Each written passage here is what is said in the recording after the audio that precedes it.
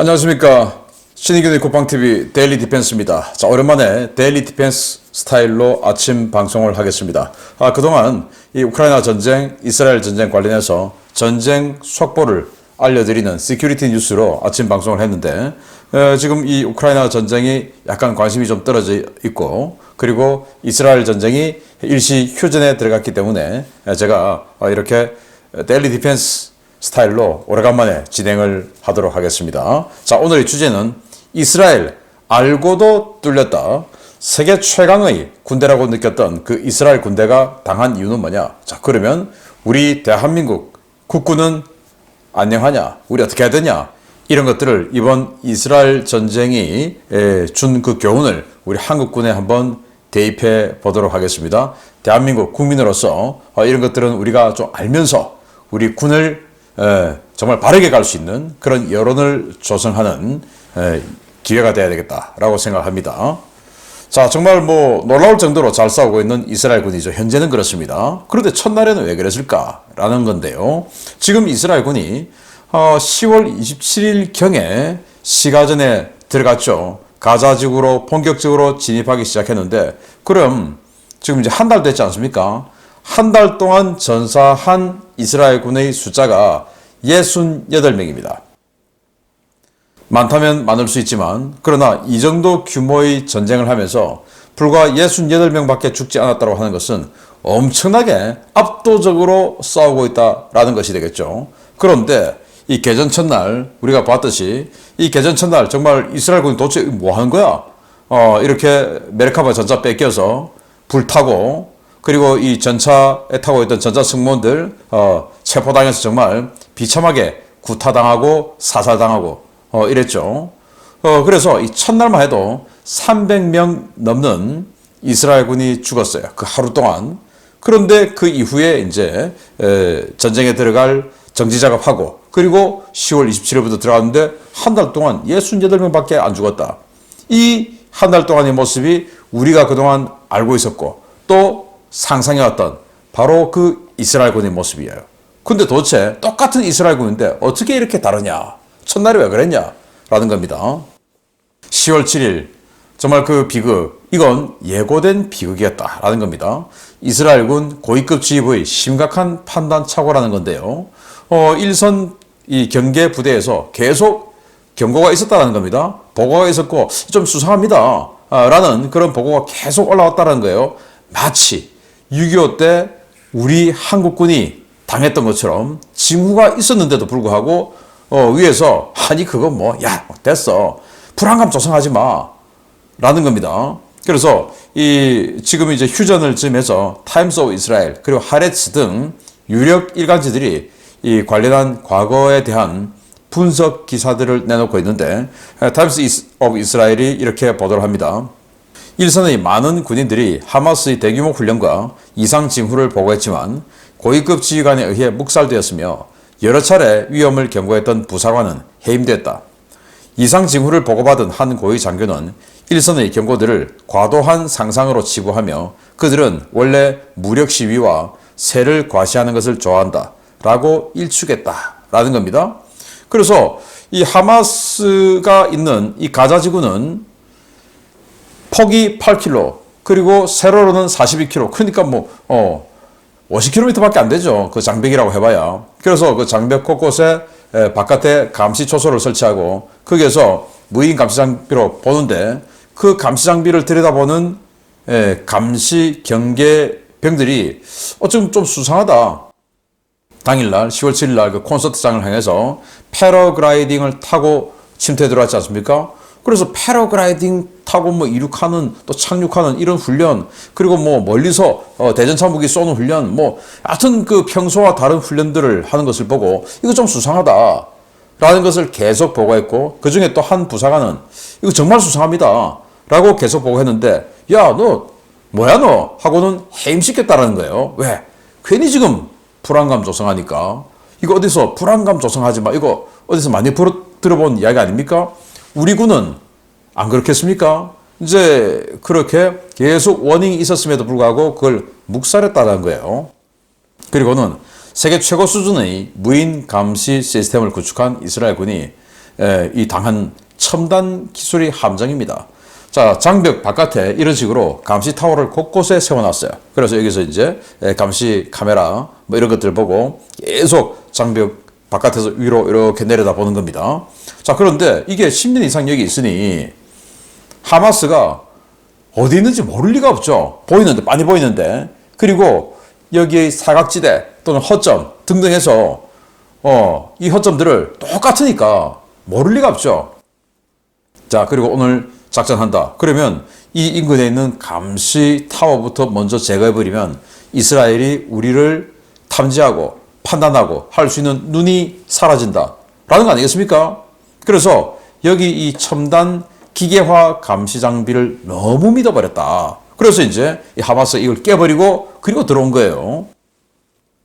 자, 그리고 아주 경직된 사고방식으로 현장 지휘관들이 제대로 판단을 못한 겁니다. 뭔가 이 경계병들이 경계를 좀 주면 현장 지휘관들이 판단을 하고 이거 좀 그래 평소하고 좀 다르네 하고는 뭔가 자기 주체적인 이런 판단을 하고 준비를 해야 되는데 일단 뭐 위에 보고하자. 내가 뭐 괜히 탄 나눠주고 뭐 이렇게 부산 떨다가 나중에 아무 일 아니면 나만 욕먹고 또 진급심사에 쓸데없는 짓 했다고 기스 가고 하니까 그냥 뭐 복지부동 누워있는 게 엎드려 있는 게 그게 상책이야 하고는 이스라엘 군도 그냥 위로 보고만 하는 겁니다. 보고하면 일단 내 책임 아니니까. 그래서 판단은 내가 할 필요 없어. 위에서 하면 돼. 왜? 판단하는 놈이 책임지니까. 그래서 나는 그냥 판단 패스, 위로 패스. 그래서 계속해서 국방부까지 판단 올라가게끔 만드는 거예요. 지금 수상한데 라고 아래에서 계속 보고가 오는데 그래서 다른 이 경계 여단들은 그날 정말 치명적이고 잔인한 비참한 피해를 입었죠. 병사들이 완전히 난자를 당하고 정말 너무나 잔인한 그런 도륙을 당했어요. 그런데 그 중에 한 부대가 있었습니다. 나할 여단이라는 곳인데 여기에 요나단 스타인버그 대령이 지휘관인데 이 사람은 달랐어요. 이 사람은 이 경계 초소에서 올라오는 이 워닝을 그냥 허투루 듣지 않았어요. 그리고 내가 일선 지휘관이니까 내가 판단해야 되겠다 라고는 이 사람은 비상경계태세를 발령하고 탄을 나눠주고 그리고는 준비를 시킨 겁니다. 안식일인데 다른 부대들은 누워 자고 뭐 쉬고 이러는데 여기는 아니야 준비해야 돼 라고 시킨 겁니다. 그래서 이 사례를 보면 개전초 남부사령부 제162사단 예하의 제933 나할 예단장인데 하마스의 침공작전이 시작된 직후 일선 초병 보고를 받고 상부 보고와 동시에 예단 전체에 전투태세를 발령하고 교전을 지시했습니다. 이스라엘군 전체 부대 중에 가장 빠르게 대응체제를 갖춰 피해를 최소화하고 주둔지에 대한 적공격을 격퇴했으며 곧바로 적이 점령한 키부츠, 케렘살롬 주민 구출의 작전에 나서서 지휘 중에 전사했습니다. 다른 부대들은 그냥 기습을 받아서 전차 뺏기고 생활실에 자고 있다가 당하고 막 이랬는데 여기는 일단 알았어. 이상한 거 징후 있어 알았어 하고는 위에 보고를 올린과 동시에 자기 예하에는 예단 전체의 비상을 걸은 거예요. 그리고 탄 나눠주고 자 자리 지켜 하고는 있다가 정말 하마스가 쳐들어온 것을 보고 위에서 시키지도 않았는데 다른 데는 시킬 때까지 기다리고 있는 거예요. 근데 여기는 야 전투해 하고는 밀어붙인 겁니다. 그래서 다른 부대들은 전차 타고 가만히 있다가 당했는데 여기는 전차를 기동을 시키고 싸운 거예요. 그래서 이 나할 예단은 압도적인 공세로 밀어붙이면서 이 가자지구 남부 지역 칸 유니스 바깥에 있는 키부츠 그러니까 유대인들 조금 이 원리주의 유대인들이 집단적으로 모여 사는 곳이 이제 키부츠라는 마을인데 그 키부츠 중에서 케렘 살롬이 그 마을이 점령당한 거예요. 하마스에게. 그걸 이제 회복하는 작전에 훅 들어가서 그 마을을 회복하고 그 마을 회복 작전에서 최선두에서 지휘하다가 이제 전사를 했습니다. 저는 그건 좀 잘못됐다고 생각해요. 왜 예단장이 제일 먼저 앞에 섭니까? 예단장은 물론 솔선수범 보이기 위해서 야 노블레스 오블리주 제일 먼저 써서 해야지. 그건 정말 어리석은 생각이고 예단자 같은 이런 정말 고위급 지휘관들은 자신의 생명을 진짜 소중하게 생각해야 됩니다. 왜냐? 자기가 죽으면 밑에 3,000명이 오갈 데 없이 완전히 우왕좌왕하게 돼서 더 큰 피해를 입게 돼요.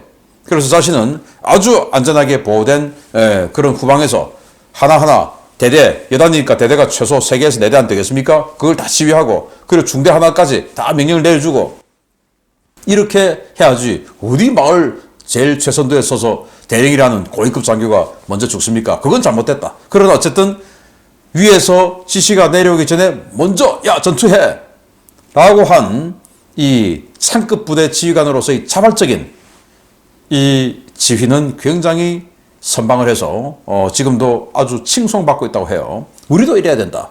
그래서 상급 부대 지휘관들의 그런 그 현장 판단 능력 이게 아주 중요하다. 여기는 판단했다라는 겁니다. 다른 사람은 복지부동에서 판단 안 했다라는 거고요. 자, 그럼 이 이스라엘군과 너무도 비슷한 환경의 우리 대한민국 국군이죠. 우리 경계태세에 문제 없을까?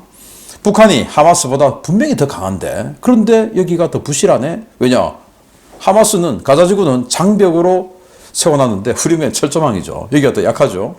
우리도 이스라엘처럼 과학화 경계 시스템 해놨어요. 곳곳에 CCTV 설치하고 그리고 이 철망에 센서 부착해가지고 이 철망에 일정 수준 이상의 무게가 딱 걸리면 경보가 울리게 되죠.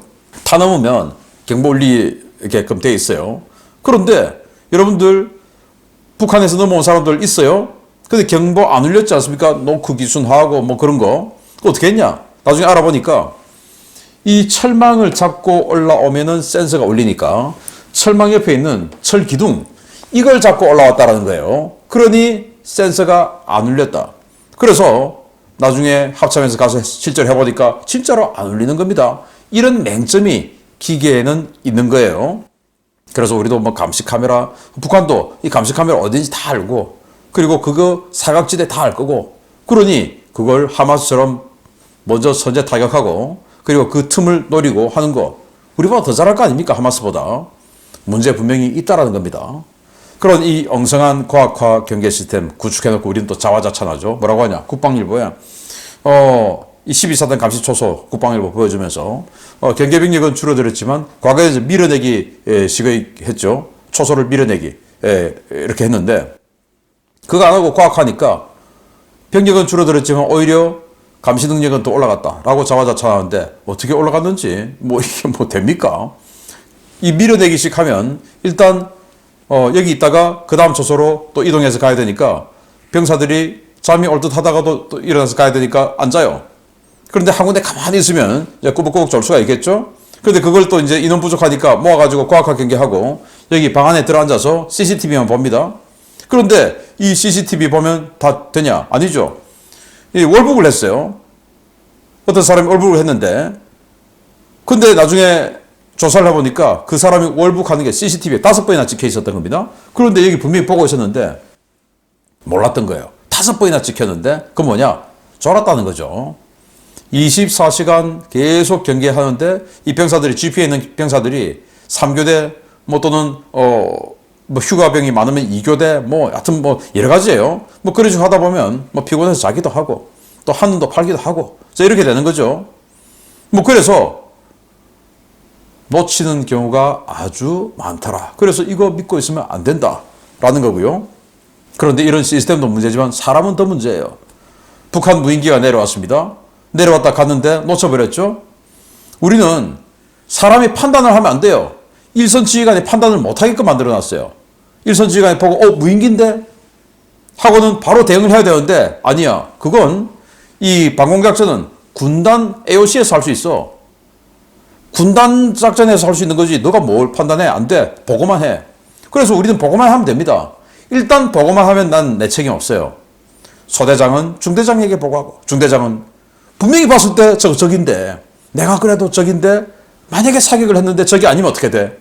이거 사격한 거에 대한 보고서 이만큼 써야 되고 나중에 그거 가지고 혹시 초대표한테 맞을 수도 있고 또 그거 가지고 나중에 끄여가지고 나중에 진급하는데 지장 생길 수도 있고 뭐 희한한 갈등 생기지 않겠습니까? 그러면 제일 편한 건 뭡니까? 그냥 보고해버려. 그럼 대대장에게 보고하고 대대장도 현장에서 대대라는 이 엄청난 부대를 지휘하는데 아니야 그냥 연대 또는 사단에 보고만 하면 되지 내가 굳이 판단해가지고 또 사단에 보고하고 군단에 보고해 군단 합참 지통실에 보고해 이러다 보면 비행기 벌써 날아갔다가 북한으로 돌아간 겁니다. 이런 스타일의 책임 안 지는 현장 지휘관의 현장 판단에 맡긴다라고 입버릇처럼 이야기하지만 그 현장 판단에 대한 책임을 어마어마하게 부과시켜 놓으니까 판단을 할 이유가 없죠. 이런 상황이니 이게 이스라엘하고 다를 바가 뭐냐. 그래서 30여 년간 정말 말만 요란한 임무형 지휘입니다. 군의 팽배한 불신과 보신주의입니다. 30여 년 전 독일 육군 사관학교에 유학을 간 군인들이 한국으로 복귀해서 독일에서 배운 것들을 마구마구 적용합니다. 그게 바로 임무형 지휘예요. 현장에서 현장 지휘관들이 판단해서 그거 신뢰해주자 이런 거예요. 자, 임무형 지휘는 불확실한 전장 상황에서 일선 지휘관이 최대한의 자율성과 창의성을 발휘할 수 있도록 권한을 위임해 부대를 운영하는 행위입니다. 긴급 상황에서 일선의 빠른 대응을 가능케 하나 초급 간부 역량 강화와 제도적 보장 없이는 구현이 불가능합니다. 자, 그래서 지금 현재 이 대대장이 봤을 때 저 중대장, 쟤 좀 되겠냐? 쟤를 어떻게 믿어? 중대장 입장에서 봤을 때 또 대장 입장에서 봤을 때 저기 소대장, 뭐 애 같은 저런 애들 말을 내가 믿어야 되냐? 완전히 애인데. 그리고 요즘 또 뭐 ROTC다 뭐다 막 초급 간부들 질이 낮아지고 있다고 하니 차라리 내가 병장 말을 믿지 쟤들 말 어떻게 믿냐? 이런 막 생각도 있고 막 별 희한한 상황이 지금 현장에서 벌어지고 있습니다. 그러니 말만 임무형 지휘 해가지고 소대장 보고를 받고 중대장이 대위 해봐야 뭐 27, 28 아닙니까? 그런 대위가 따지고 보면 그들은 부정할지 몰라도 사실은 애인데 내가 야 이거 안 돼 탄창 지급해 하기보다는 그냥 대대장한테 보고해버리면 나는 문제 없잖아. 안 하면 대대장에게 내가 만약에 잘못하면 대대장이 깨질 것 같은데 야 저쪽에 분명히 적이 매복하는 것 같은데 먼저 좀 쏴볼까? 아니야 대대장은 깨지면 안 돼. 나중에 엄청나게 두들겨 맞을 수 있잖아. 그냥 보고해. 그럼 대대장은 내가 합참 뭐 이렇게 가는 거죠. 그러니 우리 한국군은 이 임무형 지휘 안 되는 거예요. 또 임무형 지휘를 하려면 이 임무형 즉 상급 부대 지휘관 하급 장교들 하급 지휘관들을 신뢰를 해야 되는데 신뢰를 안 해줘요. 또 신뢰를 받으려고 하면 그들이 스스로 질이 높아야 되는데 질이 안 좋아요 지금. 그래서 스스로도 그래 내가 뭐 또 위에서도 보면 쟤들이 뭐 이렇게 되는 겁니다. 그런데 우리는 정말 더 강한 적이 있습니다. 하마스하고 잽이 안 되죠. 그리고 우리에게는 더 많은 인구를 보호해야 합니다. 자, 여기 지도에 있는데 점들이 있죠. 이 점 하나가 1000명입니다. 하마스가 담을 넘어와서 키부츠를 들어갔는데 그 키부츠 해봐야 한 키부츠당 뭐 수백 명 아니겠습니까? 그런데 우리는 이 점 하나가 1000명입니다. 이렇게 많은 인구를 지켜야 되는데 이걸 못 지키면 어떻게 됩니까? 이번 10월 7일 날 봤던 그 비참한 잔인한 처절한 그런 상황하고는 비교가 안 되는 재앙을 우리는 받을 수가 있습니다. 그래서 임무형 지휘를 할 수 있는 신뢰를 그들에게 줘야 되고 하급 지휘관들에게 그리고 그들에게 그 나중에 판단에 대한 책임을 과도하게 줘서는 안 된다. 그 대가를 과도하게 물려서는 안 된다라는 겁니다. 그리고 그들의 질을 높일 수 있도록 많은 지원을 해줘서 우수한 인재가 지휘관으로 올 수 있게끔 만들어줘야 됩니다. 그리고 기계, 장비 이런 걸 탓해야 되죠. 먼저 사람입니다. 이번 이스라엘의 10월 7일 그 비극은 사람이었습니다.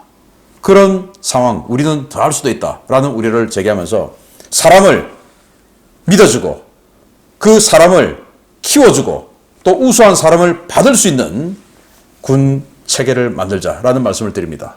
마치겠습니다. 감사합니다.